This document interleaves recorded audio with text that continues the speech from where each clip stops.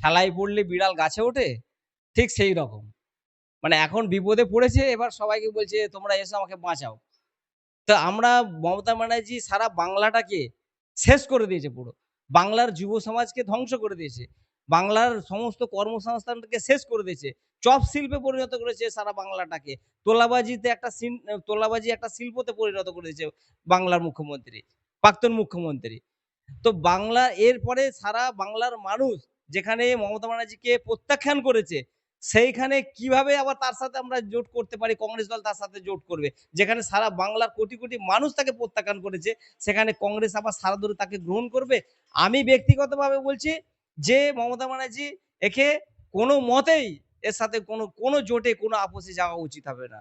এটা আমি আপনার মাধ্যমে আমি দলের নেতৃত্বকে জানাতে চাইছি যে মমতা ব্যানার্জির সাথে কোনো রকমভাবে আপোস করা যাবে না। কংগ্রেস যেভাবে একা লড়ছে সেইভাবেই লড়াই করে যাবে। তাতে যদি আরো ২০ বছর ৫০ বছর ক্ষমতায় না আসে, না আসবে। কোনো অসুবিধা নেই। কিন্তু এই দুর্নীতিগ্রস্ত প্রাক্তন মুখ্যমন্ত্রীর সাথে আর কোন রকমের আপোসে আমরা যাব না।